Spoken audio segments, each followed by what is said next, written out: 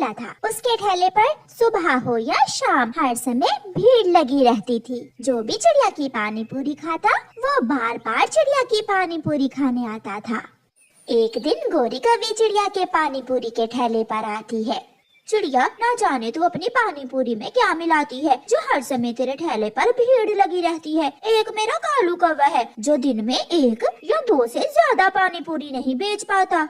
गौरी बहन, मेरी पानी पूरी का स्वाद मेरी सीक्रेट रेसिपी से है। वो रेसिपी मुझे मेरी माँ ने बताई थी। अच्छा चिड़िया, तो तुम अपनी वो सीक्रेट रेसिपी मुझे भी बता दो। वो सीक्रेट रेसिपी का मैं किसी को नहीं बता सकती। वो सीक्रेट रेसिपी ही तो मेरी सफलता का राज है। मैं भी जान कर ही रहूंगी तेरी वो सीक्रेट रेसिपी। गौरी कौवी गुस्से में वहाँ से चली जाती है। हाँ गौरी, क्या बता दी चिड़िया ने अपनी सीक्रेट रेसिपी तुझे? नहीं कालू, चिड़िया बहुत चालाक है, उसने मुझे अपनी सीक्रेट रेसिपी नहीं बताई। अब कुछ तो करना ही पड़ेगा। चिड़िया का ठेला बहुत अच्छे से चल रहा था। जो मुनाफा चिड़िया को होता उससे वो अपने घर का खर्चा बहुत अच्छे से चला रही थी। एक दिन कालू कौवा गौरी कौवी से कहता है, गौरी, जब चिड़िया पानी पूरी बेचने आती है तो उसकी बेटी घर में अकेली होती है। तुम किसी तरह चिड़िया की बेटी को लालच देकर पहाड़ों पर ले आओ और हम चिड़िया की बेटी किडनैप कर लेंगे। फिर ही वो चिड़िया हमें अपनी सीक्रेट पानी पूरी बनाने की रेसिपी बताएगी। कालू जी, चिड़िया की बेटी को पहाड़ों तक लेकर आना तो मेरे बाएं पंख का खेल है। गौरी कौवी वहाँ से उड़ती है। चिड़िया अपना काम कर रही थी और उसकी बेटी अपने घर के बाहर बैठी खिलौनों से खेल रही थी। गौरी कौवी चिड़िया की बेटी के पास जाती है। छोटी चिड़िया, पहाड़ों पर बुलबुल मिठाई बांट रही है, जाओ तुम भी जाकर मिठाई ले लो। आंटी कौवी, क्या बुलबुल आंटी गुलाब जामुन भी देगी? गुलाब जामुन भी, रसगुल्ले भी, सब देगी। जाओ तुम जल्दी से चली जाओ। चिड़िया की बेटी लालच में आ जाती है और गौरी कौवी के साथ मिठाई के लालच में पहाड़ों की तरफ चली जाती है। कालू कौवा पहले से ही वहाँ एक पेड़ के पीछे छुपा बैठा था। दोनों पति पत्नी चिड़िया की बेटी को एक पेड़ से बांध देते हैं। छोड़ दे, मुझे घर जाने दे, आप गंदे हो, आप दोनों बहुत बुरे हो, मैं अपनी मम्मा को बताऊंगी।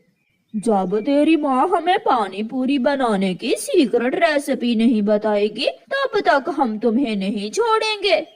कालू जी, अब जल्दी से चिड़िया को फोन लगाओ। फिर कालू कौवा चिड़िया को फोन लगाता है। चिड़िया, मैं कालू कौवा बात कर रहा हूँ। तेरी बेटी मेरे पास है, जल्दी से मुझे सीक्रेट रेसिपी बता दो, वरना मैं तेरी बेटी को अभी के अभी मार दूंगा। नाना कालू कौवे, मेरी बेटी को ना मारना, मैं अभी तुम्हें पानी पूरी बनाने की सीक्रेट रेसिपी बता देती हूँ। तो फिर जल्दी बताओ। गौरी, तुम चिड़िया की रेसिपी लिखो। कौवे भैया, 1 गिलास प्याज का पानी, 1 गिलास नीम के पत्तों का पानी और फिर उसमें 2 चम्मच लाल मिर्ची के, और उसे हरा करने के लिए 1 गिलास गाय का गोबर मिलाकर अच्छे से मिक्स कर लेना। कौवा बहुत खुश हो जाता है और गुड़िया को छोड़ देता है।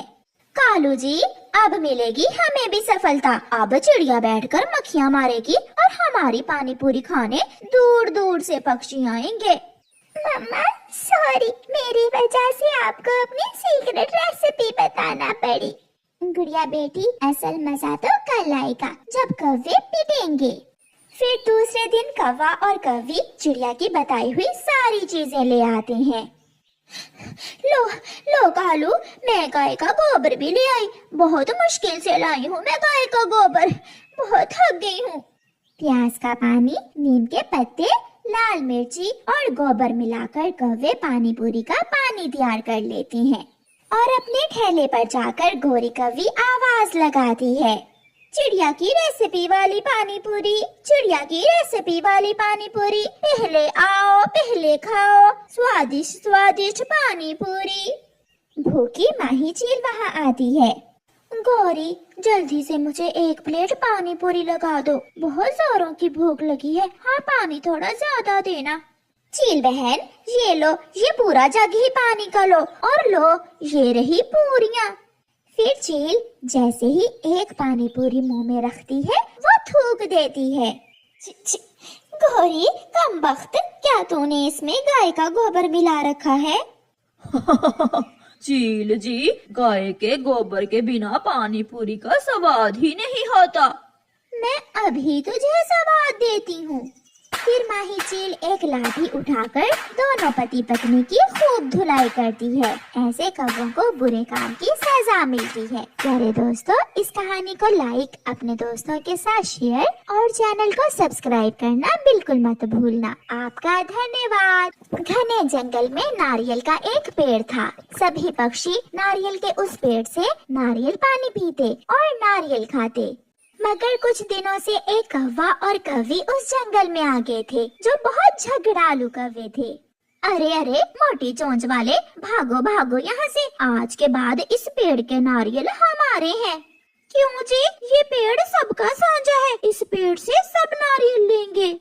ये ऐसे नहीं समझेगा, मैं इसे सीधा करता हूँ। कौवा मिट्ठू को मारने लगता है। मिट्ठू जाकर चिड़िया को बताता है। चिड़िया चिड़िया, मुझे मारा, मुझे बहुत मारा है उन कौवों ने। मैं नारियल के पेड़ से नारियल पानी पीने गया तो उन कौवों ने मुझे डंडे से मारा है। मिट्ठू चुप कर जाओ, मत रो। जो किसी का बुरा करता है हमेशा उसका अपना ही बुरा होता है। फिर उस दिन के बाद कौवा और कौवी, जो भी पक्षी नारियल के पेड़ के पास आता, कौवे उसे भगा देते। गरजू बादल, जिसे नारियल पानी बहुत पसंद था, एक दिन अपनी पत्नी काली बदली से कहता है। काली बदली, आज मेरा नारियल पानी पीने का बहुत दिल कर रहा है। चलो आज नारियल का पानी ढूंढकर नारियल पानी पीने जाते हैं। पति जी, नारियल पानी पीने का तो मेरा भी मन है। वो दोनों पति पत्नी नारियल पानी पीने के लिए सागर से जाते हैं। उड़ते उड़ते दोनों बादल पति पत्नी उसी नारियल के पेड़ के पास पहुंच जाते हैं, जिस पर कौवों ने अपना कब्जा किया हुआ था। कालू कालू, वो देखो, बादल हमारे नारियल के पेड़ से नारियल तोड़ने जा रहे हैं। जल्दी से कौवे वहां जाते हैं। ओए काले बादल और काली बदली, यहाँ क्या लेने आए हो? हम इस पेड़ से नारियल लेने आए हैं। तुम्हें क्या अच्छा नहीं लगा हमारा यहाँ आना? ये पेड़ हमारा है, इसलिए तुम यहाँ से जा सकते हो। हम बरसात करते हैं तो ही इस जंगल के पेड़ पौधों को जिंदगी मिलती है और हमारी वजह से ही इस नारियल में पानी है। फिर तुम कौवे हमें कैसे रोक सकते हो इस पेड़ से नारियल तोड़ने से? कालू जी, इन्हें भी मिट्ठू की तरह सीधा करना होगा। तुम बादल ऐसे नहीं मानोगे। मगर वो बादल वहाँ से चले जाते हैं। कौवा और कौवी खुश हो जाते हैं। चिड़िया, उन कौवों ने आज गरजू बादल को भी नारियल पानी नहीं पीने दिया। अगर बरसात न हुई तो हम सब भूख से मरेंगे, वो कौवे भी और हम भी। वो कौवे नहीं जानते कि गरजू बादल को नाराज करने से ये जंगल सूख जाएगा। बरसात होगी तो ही बाहर आएगी। पति जी, आप बस भी करें, आपने आज सागर से बहुत ज्यादा पानी पी लिया है। मैं सबक सिखाऊंगा, मैं उन कौवों को सबक सिखाऊंगा। वो कौवे बहुत बुरे हैं। मैं उनके घर पर ऐसी बरसात करूंगा कि वो सारी जिंदगी याद करेंगे। दूसरे दिन गरजू बादल अपने दोस्तों को साथ लेकर उस जंगल में जाता है। वहाँ कौवों के घर के ऊपर जाकर गरजू बादल जोर से गरजता है और बरसात शुरू हो जाती है। देखते ही देखते पूरे जंगल में पानी ही पानी जमा हो जाता है। कुकू बेटा, ऐसी बारिश मैंने पहले कभी नहीं देखी। शायद गरजू बादल अपना गुस्सा निकालने के लिए यहाँ आया है। मगर मम्मा, क्या अब उन कौवों के साथ साथ हम भी मरेंगे? बेटा, मैं अभी कबूतर के पास जाती हूँ। मेरा छाता कहाँ है? चिड़िया अपना छाता लेकर कबूतर के पास जाती है। आलू, घर की छत टपकने लगी है। ये बारिश कब रुकेगी?